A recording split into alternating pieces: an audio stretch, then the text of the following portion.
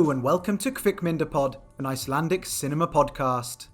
I'm Rob Watts, and as ever, I'm joined by my good friend Ellie Cawthorne for another journey through the cinema of Iceland.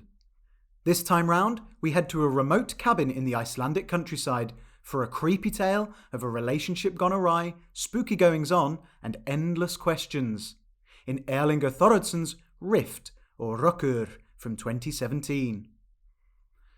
The tagline for this film is "No one can be trusted in the twilight," and that definitely applies to the film and its characters, played by Björn Stefánsson and Sigurður Þór Óskarsson, as well as to the director himself. Rift is available to rent or buy in the UK on Amazon or to stream for free on Reverie or Flix Premiere. But also be warned, the version available on the player Plex doesn't have any English subtitles. So with that PSA, let us begin.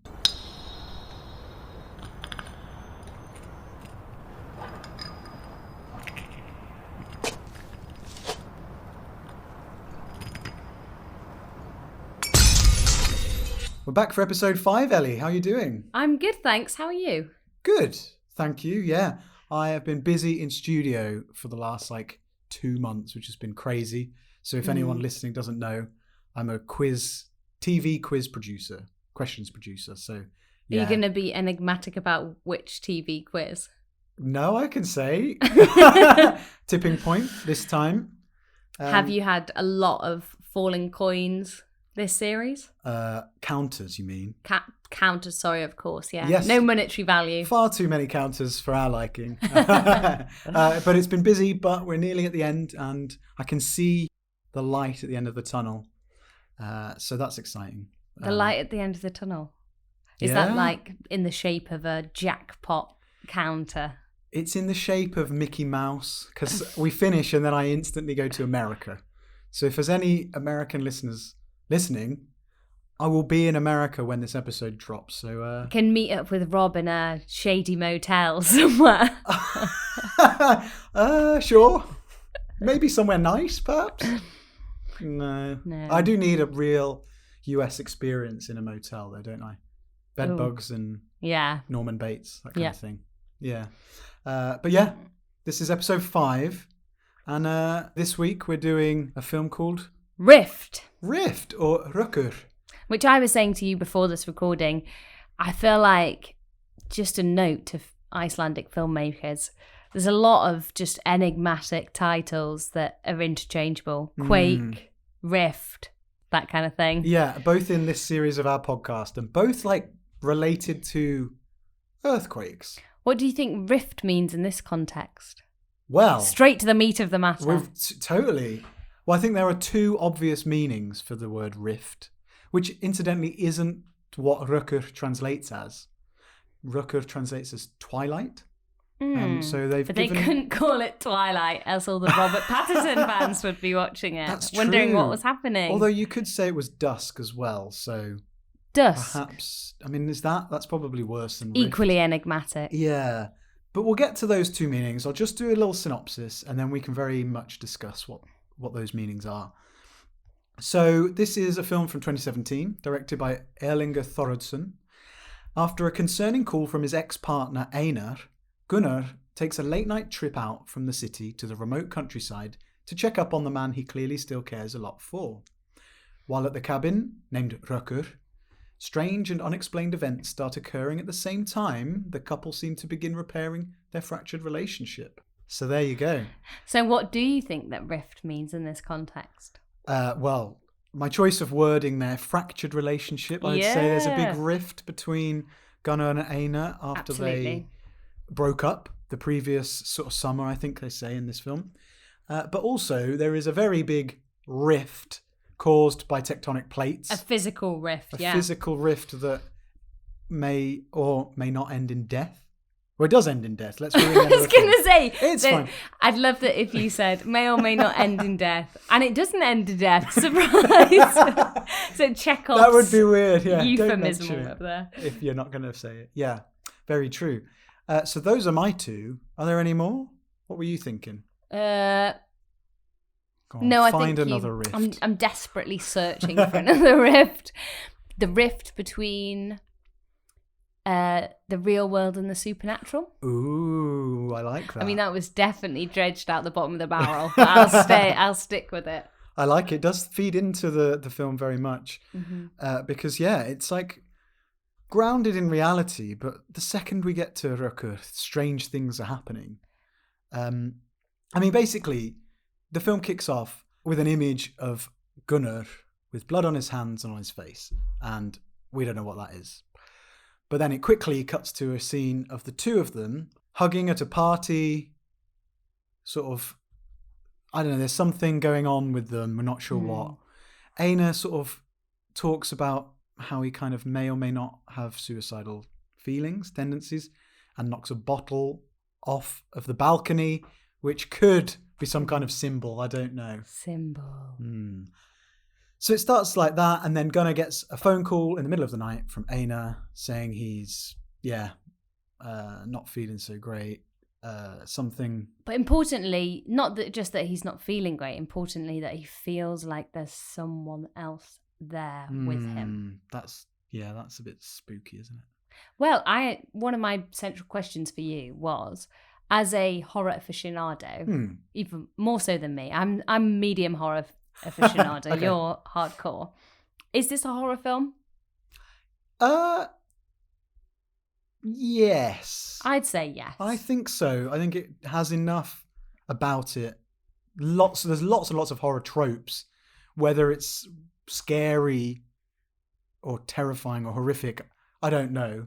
But it's certainly got a lot to do with like creepiness and things like that. There were a couple of segments. So I watched this also in the daytime. Yeah. But with the curtains sensible. closed. So I shouldn't have. But there were a couple of sections, I think we'll discuss later, that I did get genuine chills. Ooh, okay. It's always the spooky ones that get me. We'll talk about them later. Yeah, sure. But he gets this call while he's lying in bed with presumably his latest partner, his most recent relationship.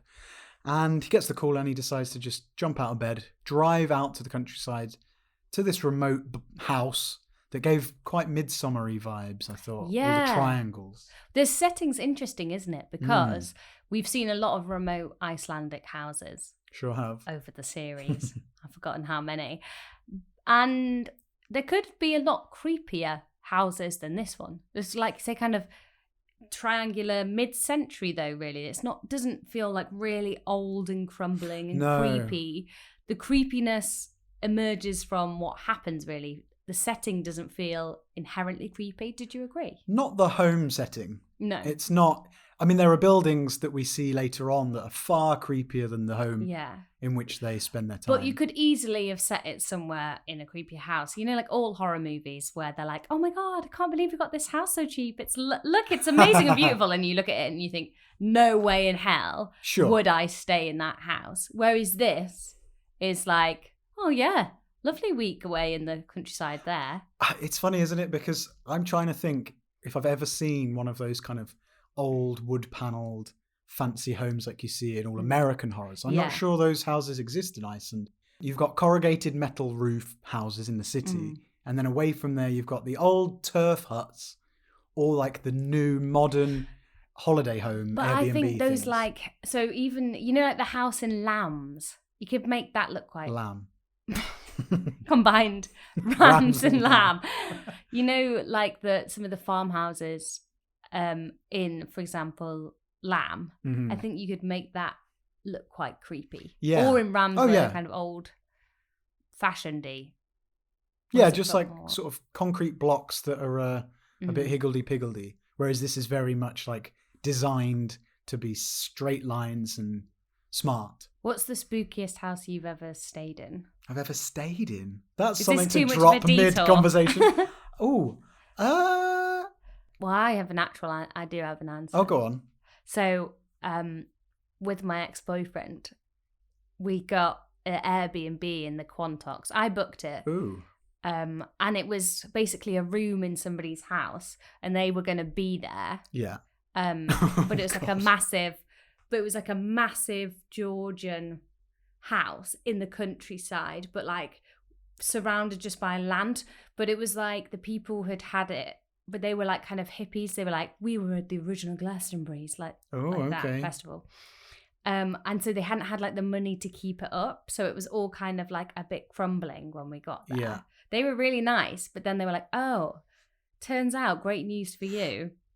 Our friends have invited us over, so we're going to leave and you can have the house to yourselves. Wonderful. We don't lock the front door, so don't worry about it. And it was so creepy. What made it creepy? So like it was like 3 massive floors. It was had like loads of French windows to like gardens and stuff with no curtains. Ooh. But it was like pitch black just out into the countryside where anybody could come up. That's such amazing. A long detour. And then the outdoor light could come on. Exactly. And show you like, who's like creeping on you. Yeah. And then it had like this attic, and at the top of the attic stairs there was a cardboard cutout of Mick Jagger. Not the most scary of men. But it like looked like a looming figure at the top of the stairs before we knew what it was. And then it had this spooky like half derelict attic. It was I was like, when we get into this room to go to sleep, I am not leaving the room in the night. Until the light comes out, Fair enough. That sounds creepy. And in the middle of the countryside as well. Yeah. You can cut all of that out. The point is to say, this for a house in the countryside doesn't look that spooky. No, this isn't the Evil Dead cabin or any kind of cabin that we've seen in American horror films. This is very much a nice summer home. But that doesn't stop it being a place where creepy and scary shit happens.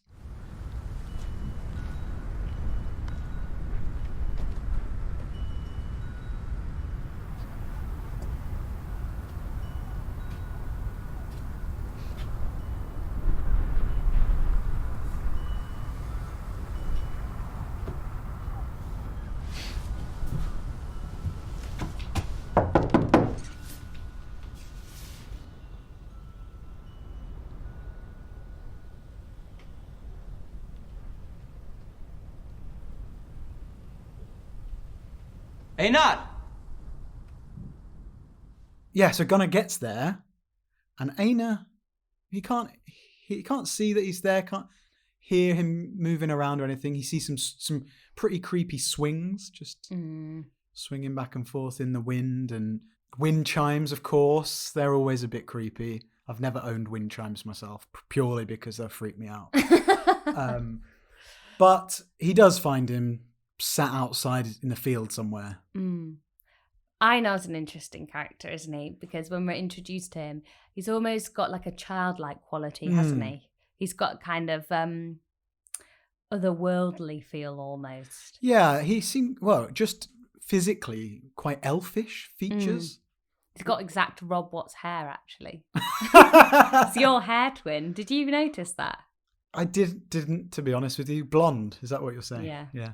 Similar cut, though. Okay. But yeah, he does have a kind of elfin vibe. But not inherently creepy himself. No. So they're meeting up, and, Einar's like, I didn't call you. Something just starts feeling a bit off instantly, but you can't tell what. But we learn that they broke up the previous summer, and they're both kind of feeling a little bit like something happened, that they can't kind of forget this relationship. It meant so much to them both, but something has brought them back together. When Gunnar gets there, what were your initial thoughts? Do you think that Einar was going to be there? Do you think he might have killed himself, or what? No, I did think that he would be there. It did play out kind of how I anticipated. Yeah. That there was this like push and pull of the question of, was Einar like not luring him there, but like bringing him there as a ploy almost to get back with him? Is there something else going on, or is kind of Einar plagued in some way by something else? Well, yeah, I think the second that they start interacting, there's this feel of like something, like I said, is not right, but it's very hard to tell quite what it is. Also, because we don't have a huge amount of information about how their relationship ended, which then kind of wrong foots you. So you don't know, did somebody betray somebody else? Was it a mutual thing? Was one party like really sad about it and the other wasn't? So they're both kind of playing this game where they're second guessing each other almost. Yeah, and that's like kind of the meat of the first half of the two of them getting to grips with being around each other again and like blaming or not blaming or whatever. And we never really got any information about the end of their relationship. No, I mean, we sort of, initially it seems like, oh, well, Einar was the instigator. He ended the relationship. But later on, it seems like Gunnar had moved on very quickly. He says something like he couldn't babysit a younger guy who wanted to be out and having fun more, which is why he sort of gave up on Einar. And so we as an audience don't know exactly what's been going on there. And that just keeps you kind of guessing for the whole thing. I guess they also immediately fall into this role of Gunnar being the carer. He, cooks the dinner and he's cleaning stuff up. And Einar's almost the little princeling. He does have kind of a little prince look about him, doesn't he? Yeah, and it's interesting you say that he cooks the dinner, because there was a point where I was like, right, thinking along the lines of The Sixth Sense or something. Have I seen them touch? Why is he doing the cooking? Could it all be a figment of his imagination? Because there's so many times where Gunnar's doing stuff and Einar could very easily just not be around. And the cooking was an example of that. And then Gyða, the neighbor, she's like not that close, but keeps saying, I've not seen Einar. Is he around? What's going on? Yeah. And so for so long, I was like, well, maybe Einar's just not real. Well, not real, but, he's dead. Not there. Yeah. So were you thinking about that from quite early on? Yeah, because it just, like I said, put me on edge slightly. Him not being there, all these little things. Yeah. And these strange moments where, well, throughout there's a definite don't look now. Oh, yeah, well. Influence where Einar's like running around the countryside in this red coat. Yeah. And obviously, if you can make that connection in your head as a horror fan, you're like, oh, right, so that means he is not what he seems. Yeah, he's like a kind of elusive sprite. Yeah, a representation of something that Gunnar has lost. Like he's chasing this thing. And I mean, I guess it's like quite hard to tell in this film what's real and what's a symbol or a metaphor for something going on in their heads. And it's like Gunnar is trying to chase down an answer to something, and he keeps following Einar, who's like one step ahead of him around the corner, which as a kind of visual image is kind of creepy and scary, but also he never quite gets there. He's always missing. I feel like it's quite hard to have a meaningful conversation about this film in like a linear fashion, because the end of so much now reflecting on earlier bits is dependent on how you interpret the ending. Yeah, that's true. There are all these threads that kind of weave together. And for me, at the end, I was left like, how are you going to make a jumper from all these threads of wool? Yeah, like, Lopa Pacer. I've just got a tangled ball of wool. I don't have the jumper. I mean, is it successful in making a jumper out of those threads? I don't know. I enjoyed the threads. I liked stroking the yarn, but I didn't get a jumper at the end of it. Sure. And as I've said this before, but as a fan of films like Mulholland Drive where there's no easy explanation, I quite like that films do that. I don't know. I think this is a sticking point that we'll always disagree on. It's not as... I don't think it's quite as satisfying as Mulholland Drive by the end. It's not as surreal. It's not as open-ended as Mulholland Drive. It's not as esoteric off the wall. Like all the threads seem interconnected, and I feel like we're presented with kind of some options of what could have happened. But maybe we're not told exactly how they all played out. Yeah, because we've got the relationship and Einar dying, potentially. When he dies is one of the things we're trying to figure out. you've got, at the same time, this old, weird farmer. Oh, God. Who is very much... creepy perv. A creepy perv. Paedophile, potentially. Mm-hmm. I mean, that shot of Gunnar going to his house. It's ridiculous. And the cum rags. Yeah, I feel like God, it's pretty... that was a bit of a shorthand that was too obvious. You know, like a picture of a man next to some soiled tissues. Yeah. You know, you could be a bit more subtle than that. But he was even wanking at the window.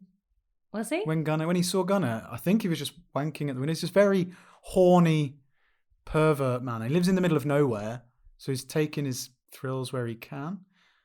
I don't know. But that he as a character exists the whole time that Gunnar and Einar are there. En hefur séð einhvern ókunnugan inn í kring? Eða... Hvað annan en þig þá, eða? Já. Annan en mig, já. Nei, ekki get ég sagt það. Einhver hérna í kring sem einhvern veginn ekki alveg í lagi? Eitthvað skrítin eða eitthvað? Einhver sem hefði kannski móðgast út af Einari eða kom upp á bústað og banka og Einar einn? Nei, enginn sem ég þekki, nei. Ok. Takk samt. Bless. Já.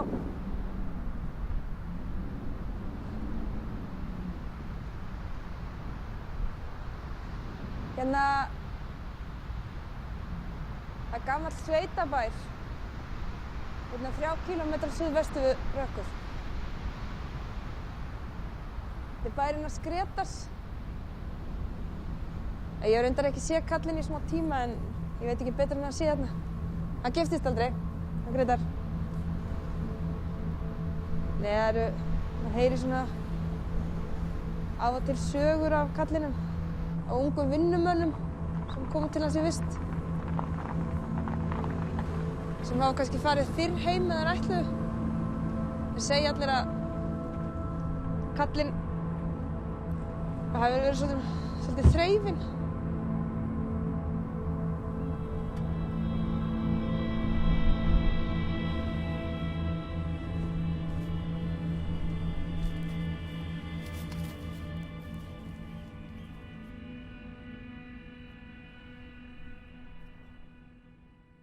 I wanted to ask you what you thought the old man's role in this whole shebang was.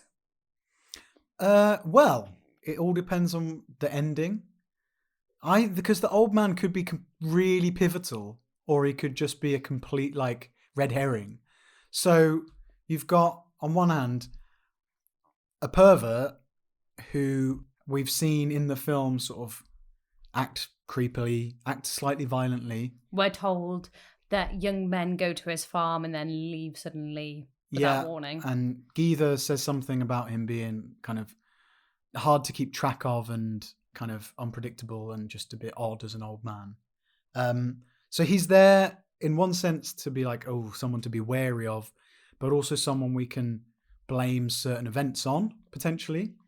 Certainly at the end in the rift. So throughout as well, we'll get to the rift in a moment. Okay. We see a man in overalls or a shadow of a man by the roadside. Figures just in the dark. In the dark.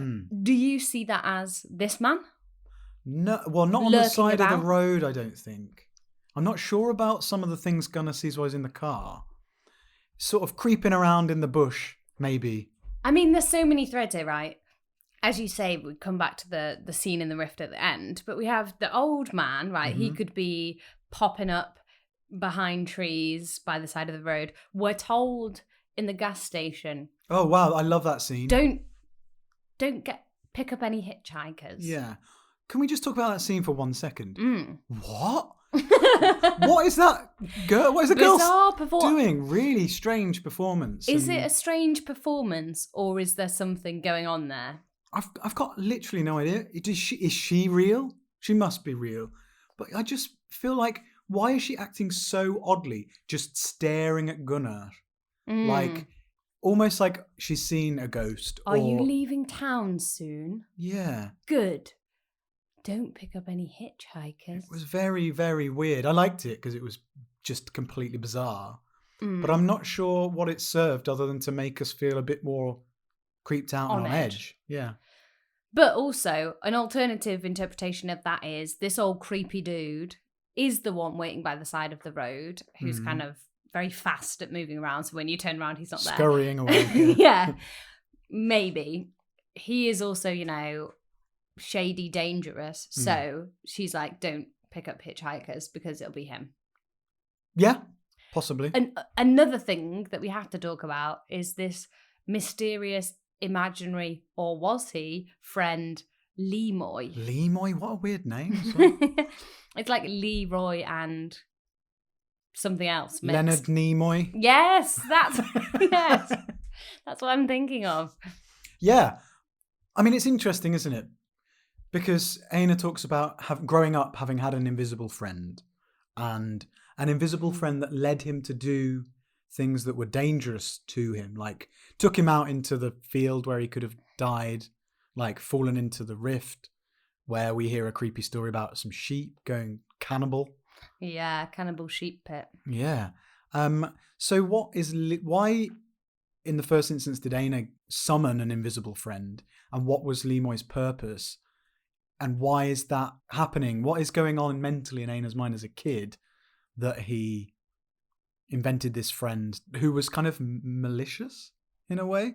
We have to say, like, it's not overtly a gay film, but it certainly deals with gay themes and doesn't shy away from talking about their relationship. And Einar talks about the stress of coming out. Gunnar has that incredible scene in the bed where he's just talking about his first time and how horrific it was. But I wonder whether Lemoy is sort of a construction for something Einar is repressing, or possibly because also then Lemoy takes on like a new form or shape when there's this creepy house, which to me feels quite pivotal. Now, which creepy house?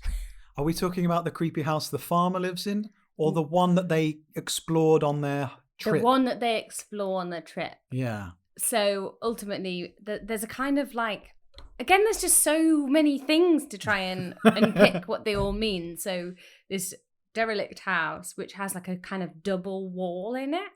Yes. Like a wall with a hidden wall underneath almost that's been smashed through. They explore it the first time, blah, blah. Somebody kind of comes and something happens in there, but again, unclear. They hear noises through the wall that are unsettling. And then when Gunnar comes back a second time... Is it a second time, or is it just the same time? It's a different time. It? Okay.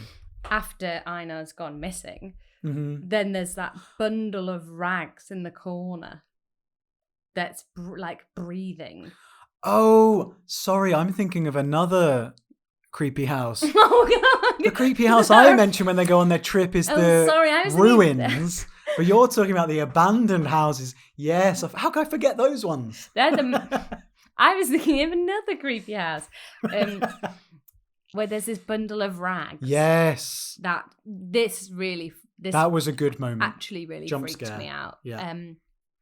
That then kind of is saying, who's there? And he says it's Lemoy. It's like this kind of crazy off the wall theory. I'll just throw it out there. Oh, please. Lemoy wasn't imaginary. Okay. Lemoy grew up with Einar, or like was a child there, that was then like kidnapped by the creepy old man, hidden. Wow.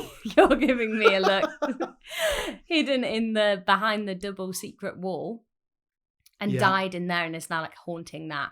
And so, I've fleshed it out better. Okay. So he was an invisible friend, but he was actually a ghost. Okay. So, I prefer the ghost option. Okay, so there was a boy called Lemoy originally. Yeah. He got kidnapped by the creepy old perv man. Yeah. Locked behind the double wall. Died in there in that back because there is a of rags. Grim mattress and chairs. Exactly, and, it looks like a weird prison a little cell. Bicycle that he might have played exactly. on. Yeah. And then he's like a ghost that was like luring out Einar to like come play with him. Yeah. You know, we all play down here. What is it from it? Oh, no, you'll float too. Yeah, we all float down here. You'll float too. Like that.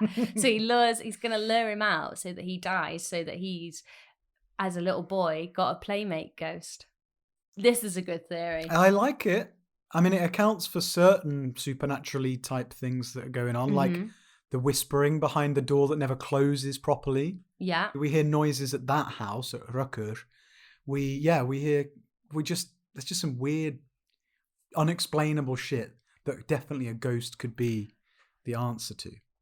In the question of unexplainable sequences, the sequence that freaked me out the most, and I did actually genuinely unsettle me, I think I might know the one. The GoPro sequence. Yeah, wow. Yeah, so the GoPro sequence. So Gunnar goes out in the middle of the night to try and find Einar again because he keeps fucking wandering off. I did feel, just very side note, that it was too long and there was a lot agreed. of like wandering off, coming back. Oh, I thought you were gone. No, you're actually here. Yeah, well, and again, yes, it certainly is. It could have done with a bit tightening, but he doesn't need to walk out so many times. But I guess it's adding to the kind of confusion of whether Einar is even there. But the GoPro he finds on the floor outside the house. After seeing the creepy possible old man or not figure in the dark. Yeah. So whose is the GoPro? Because on the GoPro you see Einar looking like setting it up himself in the house with Gunnar. When they've just spent that night together. Yeah. He's not asleep, is he? He looked quite like sleepwalky, but then how would you set up a GoPro? Well, I don't know. We know he can sleepwalk because there's a great jump scare when Gunnar's looking out the window and he just strolls by in his pants. But genuinely, I sat there like, something's gonna pop out. I'm definitely gonna jump. And I fucking jumped out my skin seeing a pants wearing Einar. So yeah, the GoPro thing though, I'm not sure who it belonged to, but the footage on it is clearly current. But again, why did Einar film that? I don't know.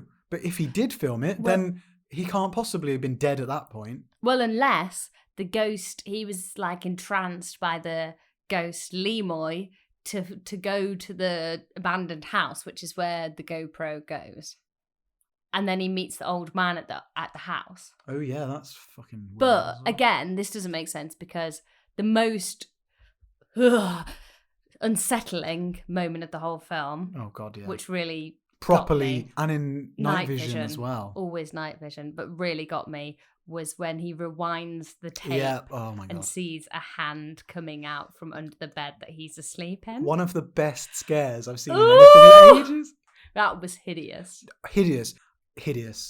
Do you know what that made me think of? Oh, it made me think of Creep. Yeah. You know where... The Creep... I can't remember which one it is. It might be... Not the one about the tube, though. You're talking about the cabin and the guy who wants to film. The cabin, Peach Fuzz. Yeah, that's the one. Oh, God. Where he's like films him asleep. He finds a tape of himself asleep. But this idea of being filmed in your sleep, like, is so hideous. It's horrible. But to see yourself sleeping and then see this hand come out from under the bed in which you are sleeping... Fuck me. Like I proper got shivers at that moment, like goosebumps. I am so happy that my bed has drawers under it. Yeah, nothing could get in those drawers and stay there. Oh, don't. I'm going to... No, to be honest, there's so many jumpers and coats in those drawers that nothing could get in them. Yeah, okay. So it's actually fine. It's a safety measure. Yes. All the mess. As long as that helps you sleep at night. But whose hand is it? Well, exactly. Whose hand is it? Because... Oh, I'm trying to work this out because at the end of the GoPro sequence, we see a pair of feet like... Yeah, so what we think is Einar's feet and the old man's feet. But the old man could have got out from under the bed and followed him, I guess. Do you think that hand popped out the first time that you watched the film through and you just didn't notice it? I don't know. I didn't actually go to it and rewind to check. But... No. Which somehow makes it so much more creepy that it was there all along and you didn't notice it, if so. Yeah, I think it must have been there the first time and he didn't notice because he wasn't paying attention to that. You are definitely drawn to it the second time. So the GoPro, it's so. So I think in my mind, it all builds up to the old man being a culprit to the thing that happens in the rift, which we will come to in a second. But the GoPro footage is Einar setting it up. We see him film Gunnar in bed, then presumably wander off in the middle of the night, but go to the abandoned building that's lit up inside. Is that the order of events? Because it's in colour, isn't it? No, it's like a green. Still in night vision. Oh, okay, sorry, that's me misremembering. Yeah, so it all happens at the same time. So I guess the old man could have, because he arrived second, doesn't he? Yeah, he could have been under the bed. The whole time that he was explaining his... I don't know. Losing his virginity and then having sex with Einar. Possibly. I feel like that But then what's compelling Einar to film this weird GoPro footage? Unless he is like in some kind of sleep trance thing. Yeah, that's a good point. At least that is a reason for it. Because otherwise, what is he doing? Unless he plans to film himself offing himself. I don't know. It's a really strange moment. Like, perhaps it was literally there just to give us that hand jump scare, which, to be honest, is fine. It's worth it. Because it was worth it, yeah. Well, I guess that points to a deeper feeling that I have about this film, that there were loads of kind of nice moments, nicely done moments and effective moments. Yeah. That maybe just didn't really add up to a greater sum of their parts. There were nice parts, but... Sure. I think that's the thing about an unsatisfying conclusion, which we will come to, and I keep saying it, but before we get to the end, like the other things that build into this kind of sense of tension or creepiness, like we have to mention the landscape, as we always do. I got very, very much vibes of I Remember You, like this remote house, the low light. This film doesn't exploit the landscape in the way that some films do. Certainly not films we've watched don't do that, particularly Icelandic films, but like, American films come in and rinse the landscape for what it's worth.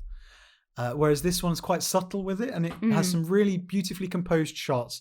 The kind of cinematography is kind of that indie haze. Like it's very much a kind of, no, this isn't bright and colourful and, I don't know, primary colour horror. This isn't Evil Dead. But the shots of the mountains in the distance, you just get this sense of seclusion and, anything could kind of creep around. And it does. And it bloody does. Yeah.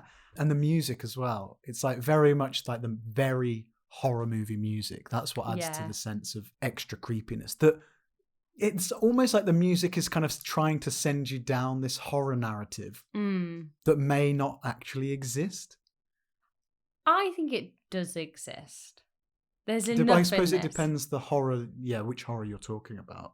But I love the kind of piano and then...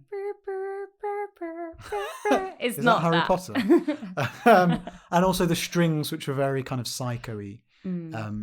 It was very effective at kind of creating that, building that tension. Yeah.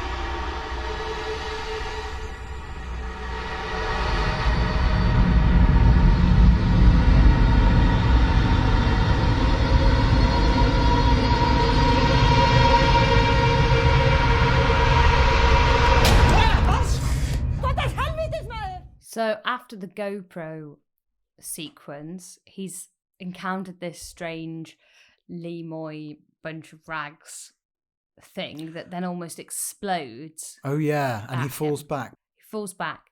Then he heads out to the fields. Yes. And as he's walking around, he comes up against one of the rifts, looks down into the rift, and sees Einar lying there. Yes, that's right, of course. So then Gunnar goes in, and we're like, right, okay, so is that Einar? Looks very much like it is. How long has he been there? What happened to him? Because there are many things that could have happened to him at this point. Lemoy could have led him off and he could have accidentally fallen in the rift. It doesn't look that deep, though. He could have jumped in. Again, it doesn't look deep enough to... But Gunnar can get in and out. So yeah, he climbs down. It doesn't mean that you can't fall off a ledge a bit further along and hurt yourself. But Gunnar gets in, and you get like this moment where it's like, oh, Einar's not moving. Is he dead? Is he asleep? Who knows? And then the bloody old man shows up, doesn't he? See, I have to say, I felt like after the GoPro sequence and the spooky exploding bundle of rags, I was really on edge because they were genuinely unsettling. Yeah, agreed. And then for me, it all went a bit off the boil when the old man popped out of nowhere with his Stanley knife. Because, like, come on, first of all, he wasn't as scary possibly as he could be. Secondly, a Stanley knife. What are you gonna? Well, I mean, he cut him up pretty good. Yeah, but again, the blood is quite kind of ketchupy.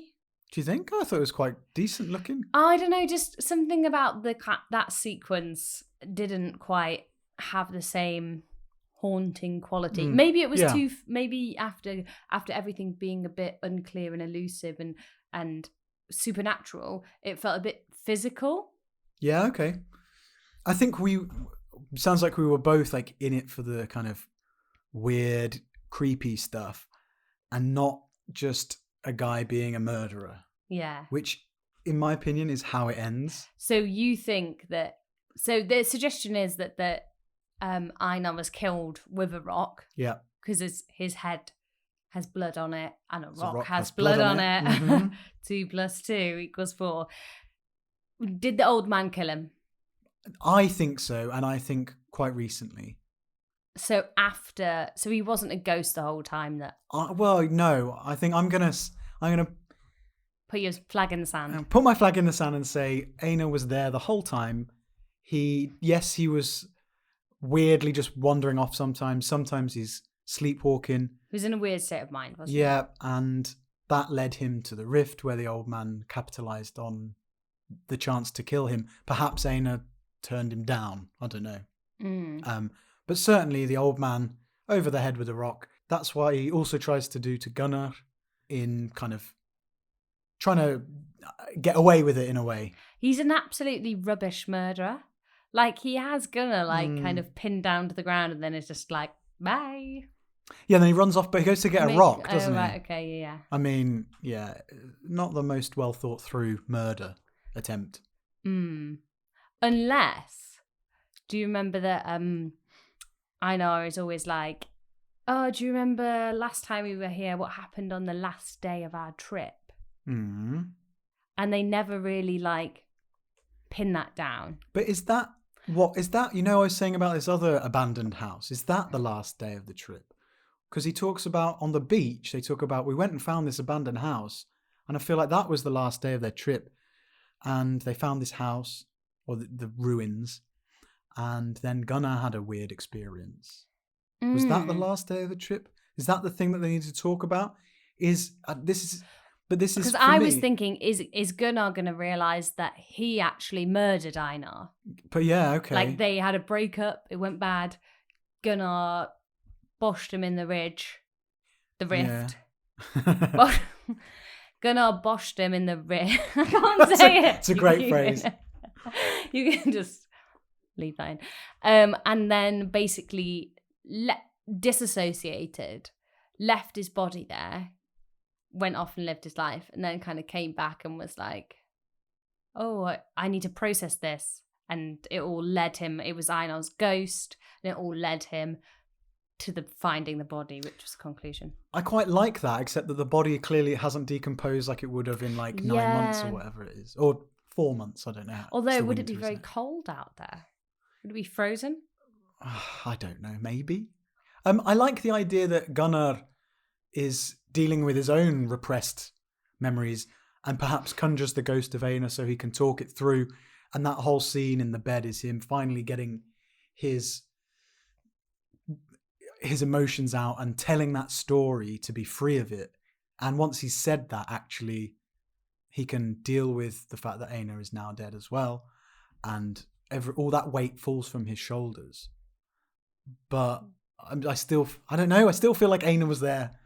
Because otherwise, what's the point of the murder of man? Is there still space for another theory? Yeah, absolutely. Okay, so when the last day of the trip, right, where they go to this ruined house, Gunnar has an experience where he sees a young boy. Yes. Who's that young boy? Lemoy. Do you think? So Einar's Gunnar like, sees Lemoy. You've seen Lemoy too, because Lemoy is the ghost.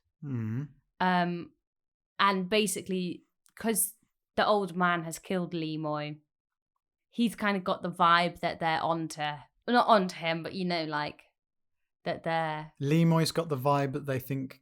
No, the old man killed Lemoy, or kept him prisoner, and he died. Yeah. Then he's got a sense that someone's going to sniff him out, because Einar's communicating with Lemoy, isn't he? And Gunnar is too, because he sees him. Einar's like had that connection with him as a ghost. They're hearing him and blah, blah, blah. And maybe the old man's hearing him too. So he's like, right, got to kill them. So you think Einar and Gunnar are both alive, both real, and there's Lemoy is this ghost that's sending them to their deaths at the hands of the old man? He's not. Because that would make sense for Lemoy. Because he's malevolent. He's sent Einar to die in the rift before. But I don't think that's malevolent. I think he would have sent him to die so he could have a friend. Oh. And maybe he's not sending them to die. Maybe the old man is like, they're getting too close to the truth. I'm going to have to kill them. I mean, if any of that is true, there's a lot of missing information in this film. I think maybe we're being too literal.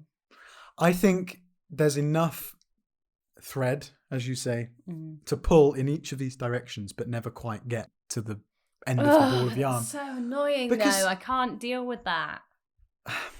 Yeah, I mean, I do agree. It's not I satisfying. need to just grow up. No, that's okay. If a film doesn't make sense, you're entitled to be unhappy with it, for sure.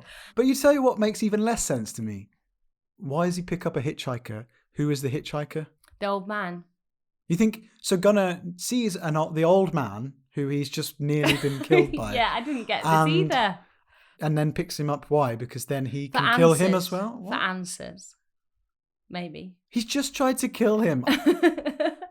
Who is it then? Who's the hitchhiker? Lemoy? The girl from the petrol station? Either? There are only like 4 people in this film. I would love if it was a girl from the petrol station, but I don't think it was her. This whole thing has been orchestrated by the girl from the petrol station. Don't go picking up any hitchhikers, wink, wink. Oh, God. But Einar's dead, so it can't be him.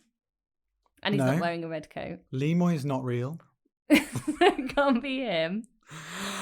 And he's also a child. Lemoy's a child. That's true. It's the old man. The old man has just tried to kill him.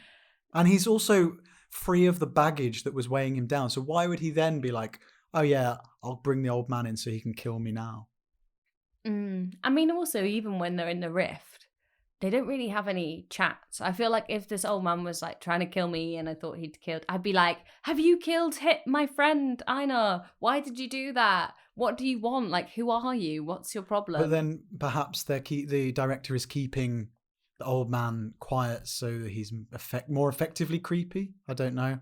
Yeah. It would be nice to hear him speak. But I just don't know. I don't know how to conclude the film. All I know is I believe Einar was there the whole time and now he's dead. I don't know why Gunnar wants to pick up whoever the hell he's picking up. Do you know what? I feel like I was annoyed by the lack of resolution, but debating this has been more fun. Exactly. That's one of the great things about open-ended films. And like, I went on Evolution of Horror to discuss Mulholland Drive, and just chatting it through, it just opens up so many more like avenues of thought and reasons for why things happen. And I think Mulholland Drive makes sense to me now. You got the answer. I feel like I have. I mean, I can't explain it to you in like in a sentence, but has David Lynch said Well, yes, there is an answer. He's alluded to it, and there is a list of 10 clues, he says, to help you find the reason, the meaning behind the film. So if you do require an understanding of the film beyond what you've taken from it, maybe rewatch it, then look at I think it's the Mulholland Drive website, or it might be on the Blu-ray. 10 things to bear in mind as you watch. So I wonder, maybe director Erlingur could do that for this film. Tell us the 10 things we need to pay attention to in the film to decipher the film's meaning. Not gonna lie, I think I've already worked it out. My theory from earlier. It's definitely ghostly Moy. It was an evolving work in progress, but I got there in the end. I feel, did you? Okay. It's somewhat frustrating, I agree. But what I hope we can both agree on is how good both Björn Stefánsson and Sigurður Þór Óskarsson are. Mm-hmm. Like, they captivate you the whole time they're on screen. Their performances are very natural. They seem like a real couple. I think they held, considering the film is a bit too long, they held my attention the whole time. I believed in them. Yeah, definitely. I cared for them and their experiences. And there wasn't too much horror-y acting, actually. There wasn't like loads of... There was no screaming. No. Yeah. They were weeping and crying. It was fairly understated when it came to the and restrained. They were very good. Anything you wanted to mention other than that? I mean, I've got a few bits just that I want to shout out about. One question I had. Yeah. Oh, please. Why would you eat steak with like a packet of crisps? Was it not popcorn? Because my question was... No, it's those little thin crisp sticks. Oh, were they? Chipsticks? Oh, I do like those. I tend to drink them out of the pack. I don't know. But he's barbecuing in the winter in the garden in the dark? No. Don't bother. I don't know whether, and maybe one of our listeners can tell if this is an Icelandic thing, because I feel like I read that in a Ragnar Jónasson book. Someone barbecuing in the middle of the darkness in the winter. Is that a thing that seems Icelanders quite do? Icelandic? I mean, it's strange, but kind of cool. I would love barbecue anytime, to be honest. The Cheerio cock, that was fun. Do you notice that?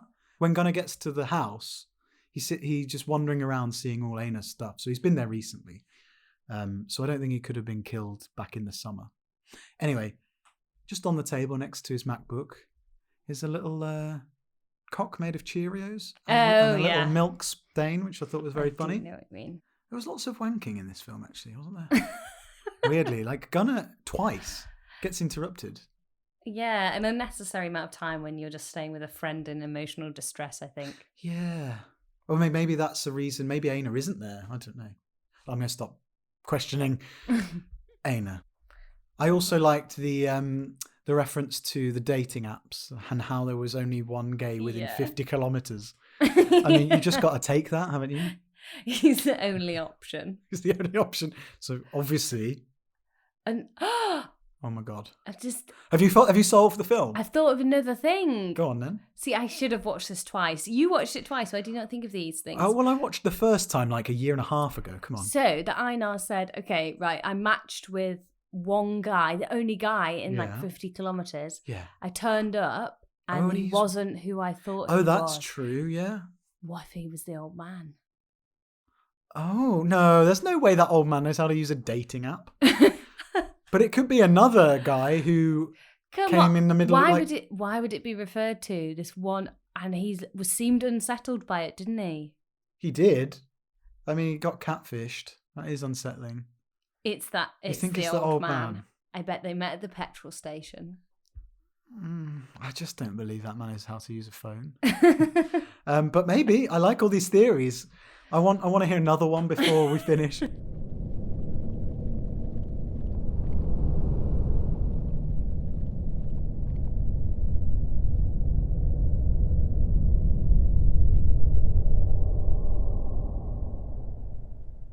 Hvað er að gera? Þetta hann. Hvar fannst hann? Þetta gaurinn? Þetta gaurinn sem búinn að vera að koma hingað upp í bústað? Hver gaf þér leyfi til að vera að skoða síman minn? Hefur einhvern tímann heyrt friðar gengalífsins? Þetta hann, Einar? Hver þetta, Einar? Þetta bara einhver random gaur. Random gaur? Já. Þetta bara eitthvað eini gaurinn sem var í 50 km radíus og ég talaði við hann. Það kemur þér ekki einu sinni við, Gunnar. Hvað, varstu það mikið á þörfinni að þú þurftir að velja fyrsta gaur sem var nálægt? Þegar ég væri aðeins dramatískari núna, þá myndi ég kýla þig. Komdu með síman, Einar. Einar! Nei, glætan! Not much else to say, although, again, this is a film set around Christmas, just for a change. Great knitwear. And also, because I've listened to plenty of Icelandic Christmas songs now, I was quite pleased to hear, I can't remember what the title is, but the song that goes, Jólin, Jólin. And so I Googled, and it's the Christmas album by Ellie and Valdimar or someone. So I've now got that added to my Spotify. Christmas classic. Yeah, amazing. So yeah, enjoyed it. Yeah. Even with the slightly frustrating ending. But it's one of those that is worth a second watch for that reason alone. Yeah, and maybe if anybody is watching it for a second time, they can then point out to us all the clues that we missed. Yeah, that'd be great. Get in touch on Twitter or Instagram, where we're at Kvikmyndapod. That's KVIKMYNDAPOD, because we love hearing from you. So that's our discussion of Rökkur. But before we go, I wanted to talk about this new Icelandic TV show, which is on. It's on in Iceland, but you can watch it in the UK. One of our followers on Twitter, C. Carling, pointed out that this show, After Elding, is on RÚV, which is the national public broadcaster in Iceland. And it's about this women's handball team that end up being coached by a kind of washed up old handball player from the 90s, a male, played by Ingvar Sigurðsson. Of course. Honestly, this is the most stacked cast ever. I've only watched 4 episodes so far, and I tell you, it's so good. It's funny, it's dramatic, it's really, really good. So Ingvar Sigurðsson, you got Svandisdóra Einarsdóttir, Thorstein Bachmann, Nina Dögg Philippusdóttir, Steinun Olína Thorsteinsdóttir. I mean, the list goes on. So where can I watch this? So if you go to the RÚV website, ruv.is, I think, and then click on the bit that says watch, I think, because you can translate it into English, and you can just watch it on there. And there are 5 episodes up as we record this, so I'm looking forward to number 5, because 4 ended on a good cliffhanger-y type thing. But it's really, really good, properly funny, properly dramatic, and it's created and directed by Hafstein Gunnar Sigurðsson, who did Under the Tree. Which comedy I bloody credentials. loved. Yeah, like, it's not as darkly funny as that film, but it's really good. So highly recommend for you and for anyone listening. And it's actually amazing that you can watch something from Iceland for free in the UK. And if you have trouble watching it on your browser, you watch it on Firefox. That's how I got it to work. Maybe we should do a bonus episode on it. Maybe we should. You have to watch it first. But yeah, I'd love to do that. How many episodes are there? There'll be 8 in total. So yeah, keep your eyes peeled for that. Search it out. Yeah, it's great. One more piece of promo. Hit me. The trailer for The Meg 2 dropped today. God, I wasn't expecting that's where we were going with this. But obviously it stars Jason Statham. Mm-hmm. And we recently did an episode for Flixwatcher podcast with the Stath. So if you're feeling like you might want a bit of a Jason Statham action, go watch Crank and then go listen to our episode. You've made it sound there like we recorded an interview with Jason Statham. Oh, no, we didn't do that. That would be cool, though. For your ambiguous phrasing. We should just let that stand. Let people believe we had the Statham. Yeah, and then get very disappointed when we don't. Funny, though, The Meg stars Olafur Darri Olafsson. Oh! So Icelanders everywhere. Popping up everywhere. I know. That's the self-promotion over. So thank you very much, Ellie. And we'll do another one when I get back from America. See you then, partner. Ertu að fara hérna? Ég að fara? Já, ég fært til Reykjavíkur. Ok, gott. Gott. Ok, takk. ekki taka upp í puttaferðalang. Okay, so have Ellie and I successfully solved the film? Or did we overthink it? If you've got answers we should know, then please share via social media or email us at kvikmyndapod@gmail.com. Personally, I think we were pretty thorough and incredibly clear with our guesses. Well, maybe not, but I think we can all agree it's a well-mounted and acted film with plenty to mull over, which is one way to spend lonely nights in a countryside cabin. We'll be back for another episode when I return from a month in the US, but before that, I just want to say thanks again to all our listeners the world over. Shout if you're in America, I'll be around in June. But also, I want to say a special thank you to those who have supported us by donating to our Ko-fi page. Your kindness really does make it easier to run the podcast and lets us know that we're doing something right. If anyone else would like to support us, then please head to kofi.com/kvikmyndapod. That's KVIKMYNDAPOD. See you soon. Tack och bless. Thanks and goodbye.